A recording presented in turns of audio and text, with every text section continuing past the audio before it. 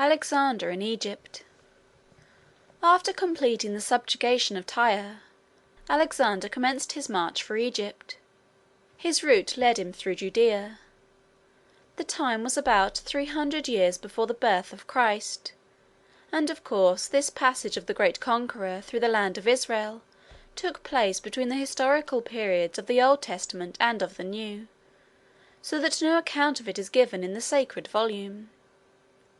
There was a Jewish writer named Josephus, who lived and wrote a few years after Christ, and of course more than 300 years after Alexander. He wrote a history of the Jews, which is a very entertaining book to read, but he liked so much to magnify the importance of the events in the history of his country, and to embellish them with marvellous and supernatural incidents, that his narratives have not always been received with implicit faith. Josephus says that, as Alexander passed through Palestine, he went to pay a visit to Jerusalem. The circumstances of this visit, according to his account, were these. The city of Tyre, before Alexander besieged it, as it lived entirely by commerce and was surrounded by the sea, had to depend on the neighbouring countries for a supply of food. The people were accordingly accustomed to purchase grain in Phoenicia, in Judea, and in Egypt, and transport it by their ships to the island. Alexander, in the same manner, when besieging the city, found that he must depend on the neighbouring countries for supplies of food, and he accordingly sent requisitions for such supplies to several places, and among others to Judea. The Jews, as Josephus says, refused to send any such supplies, saying that it would be inconsistent with fidelity to Darius, under whose government they were. Alexander took no notice of this reply at the time, being occupied with the siege of Tyre. But as soon as that city was taken, and he was ready to pass through Judea, he directed his march towards Jerusalem, with the intention of destroying the city.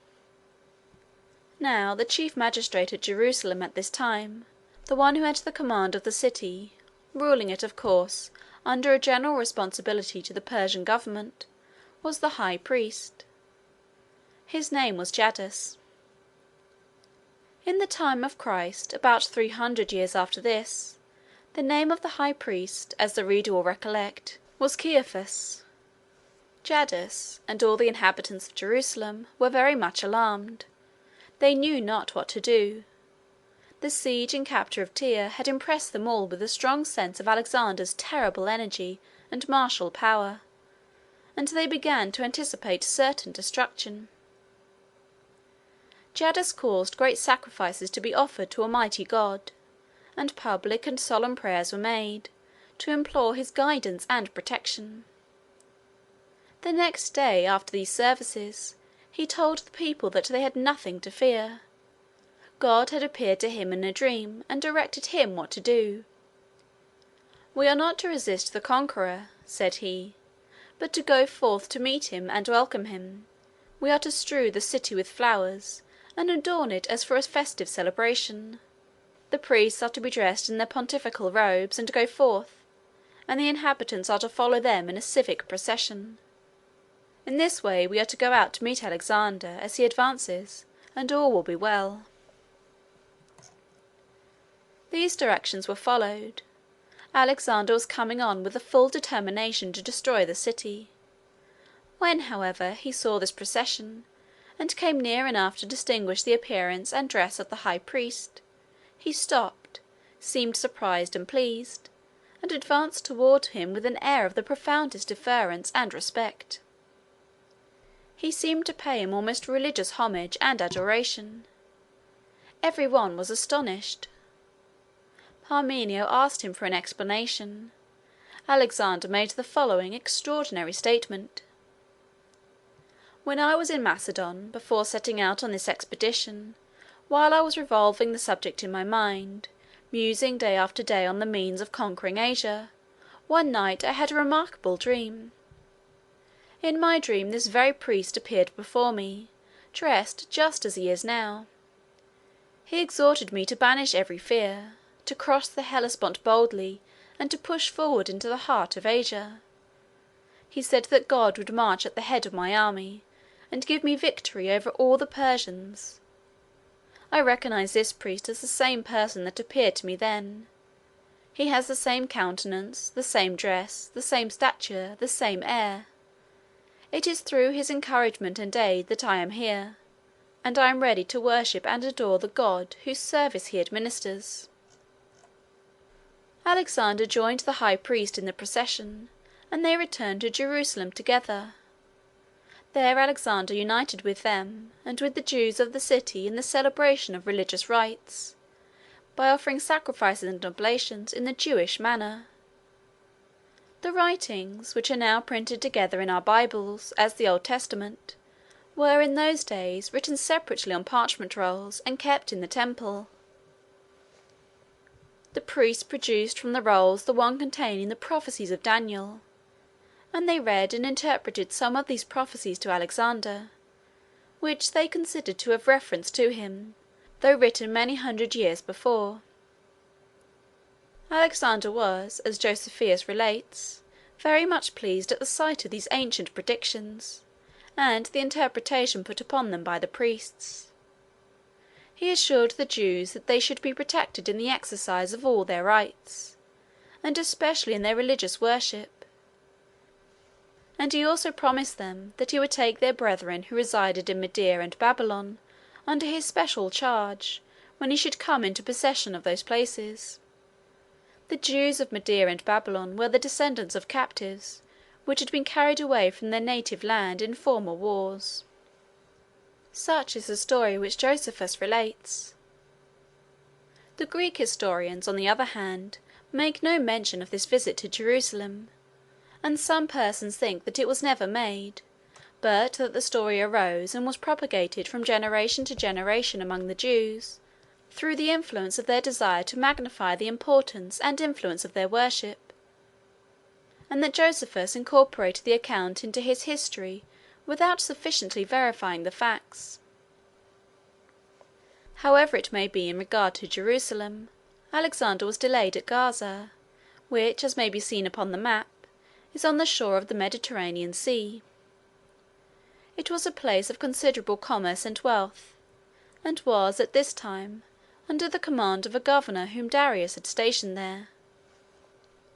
His name was Betis. Betis refused to surrender the place.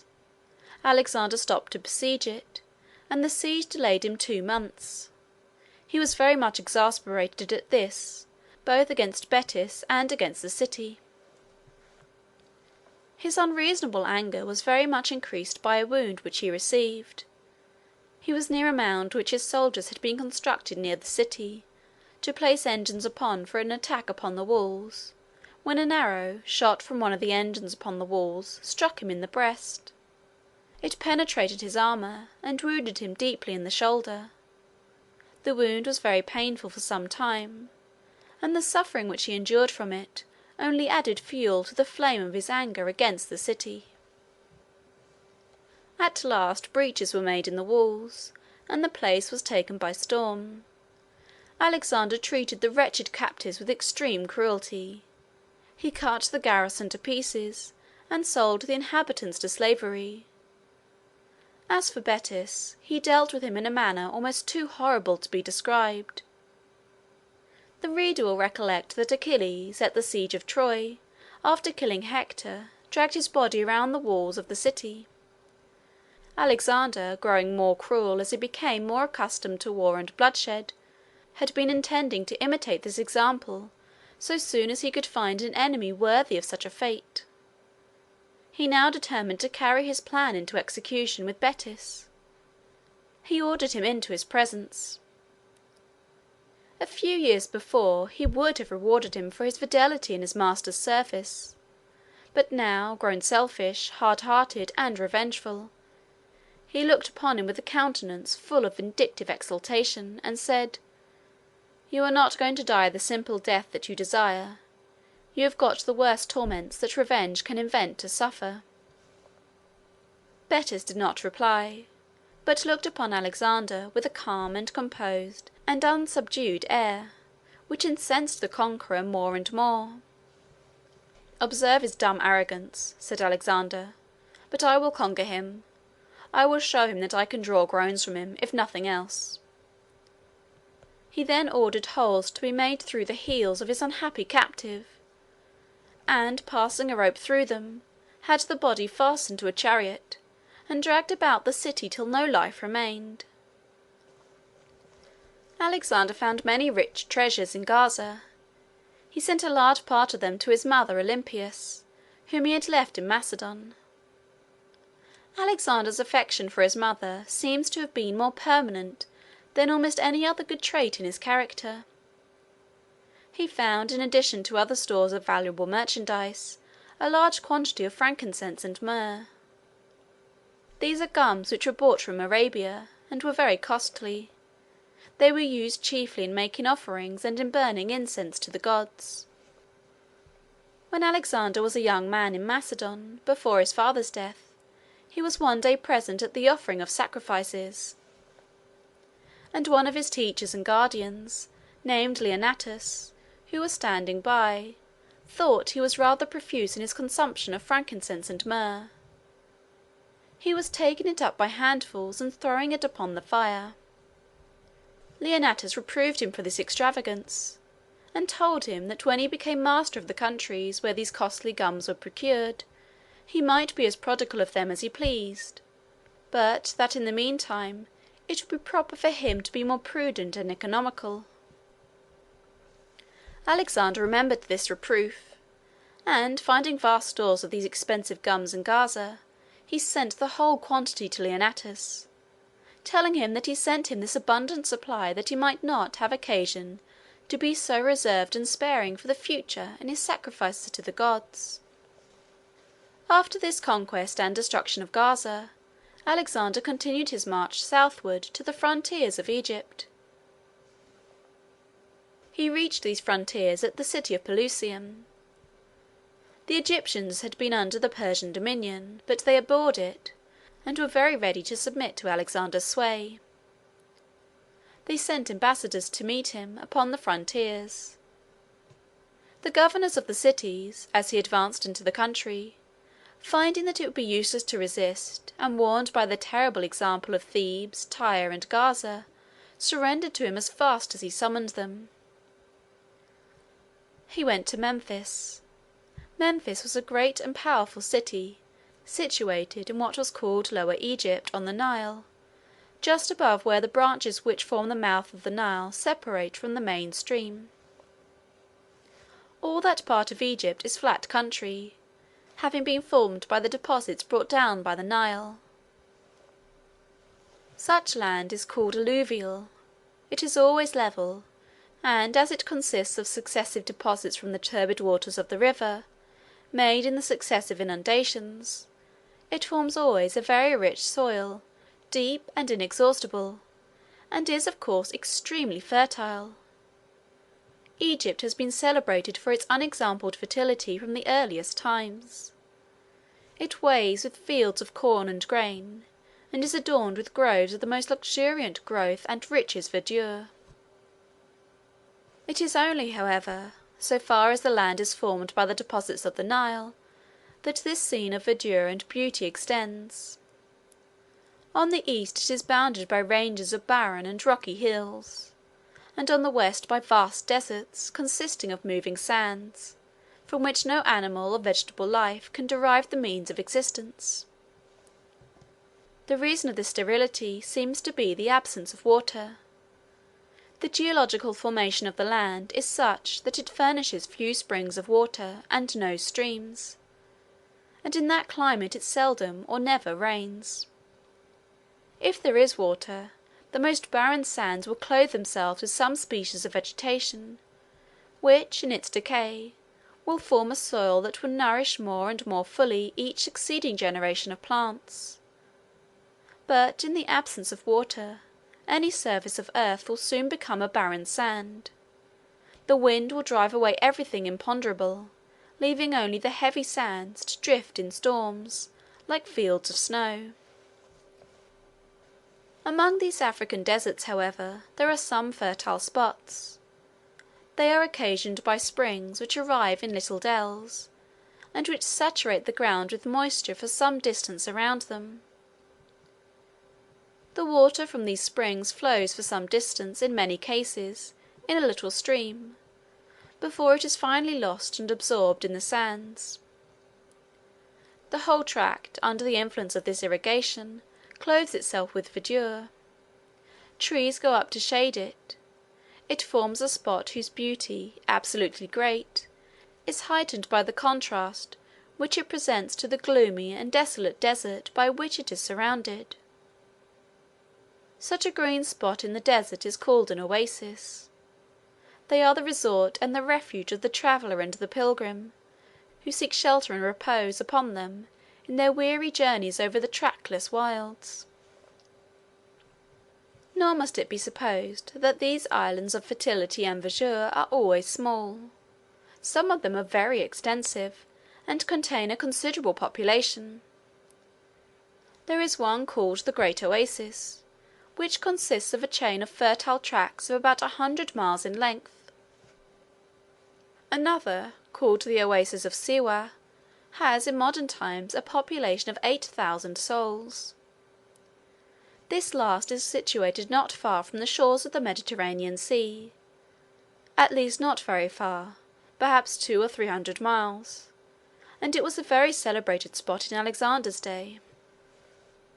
The cause of its celebrity was that it was the seat and centre of the worship of a famous deity called Jupiter Ammon. This god was said to be the son of Jupiter, though there were all sorts of stories about his origin and early history. He had the form of a ram, and was worshipped by the people of Egypt, and also by the Carthaginians, and by the people of northern Africa generally.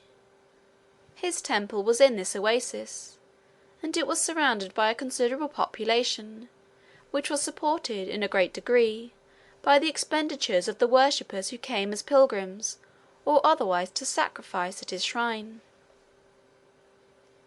It is said that Alexander, finding that the various objects of human ambition, which he had been so rapidly attaining by his victories and conquests for the past few years, were insufficient to satisfy him, began now to aspire for some supernatural honours, and he accordingly conceived the design of having himself declared to be the son of a god.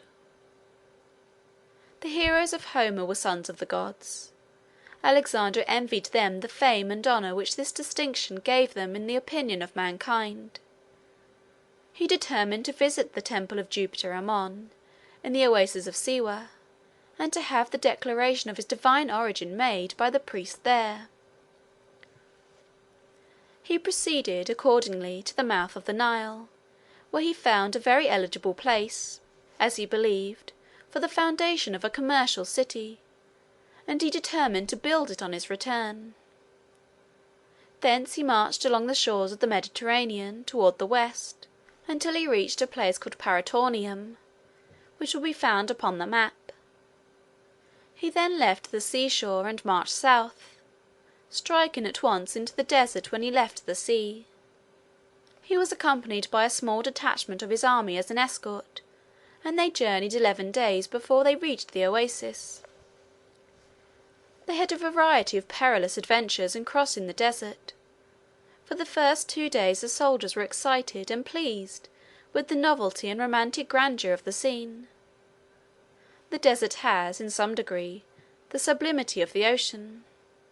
There is the same boundless expanse, the same vast unbroken curve of the horizon, the same tracklessness, the same solitude.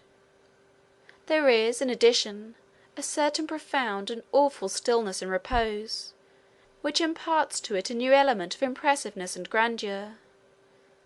Its dread and solemn silence is far more imposing and sublime than the loudest thunders of the seas. The 3rd day the soldiers began to be weary of such a march. They seemed afraid to penetrate any further into such boundless and terrible solitudes. They had been obliged to bring water with them in goatskins, which were carried by camels. The camel is the only beast of burden which can be employed upon the deserts. there is a peculiarity in the anatomical structure of this animal, by which he can take in at one time a supply of water for many days. He is formed, in fact, for the desert. In his native state he lives in the oases and in the valleys. He eats the herbage which grows among the rocks and hills that alternate with the great sandy plains in all these countries. In passing from one of his scanty pasturages to another, he has long journeys to make across the sands, where, though we can find food here and there is no water. Providence has formed him with a structure adapted to this exigency, and by means of it he becomes extremely useful to man. The soldiers of Alexander did not take a sufficient supply of water, and were reduced at one time to great distress. They were relieved, the stories say, by a rain, though rain is extremely unusual in the deserts. Alexander attributed this supply to the miraculous interposition of heaven. They catch the rain, in such cases, with cloths, and afterwards wring out the water, though in this instance, as the historians of that day say, the soldiers did not wait for this tardy method of supply, but the whole detachment held back their heads and opened their mouths, to catch the drops of rain as they fell. There was another danger to which they were exposed in their march, more terrible even than the scarcity of water. It was that of being overwhelmed in the clouds of sand and dust which sometimes swept over the desert in gales of wind. These were called sandstorms. The fine sand flew in some cases in driving clouds, which filled the eyes and stopped the breath of the traveller, and finally buried his body under its drifts when he lay down to die. A large army of 50,000 men, under a former Persian king, had been overwhelmed and destroyed in this way some years before, in some of the Egyptian deserts. Alexander's soldiers had heard of this calamity, and they were threatened sometimes with the same fate. They, however, at length escaped all the dangers of the desert, and began to approach the green and fertile land of the oasis.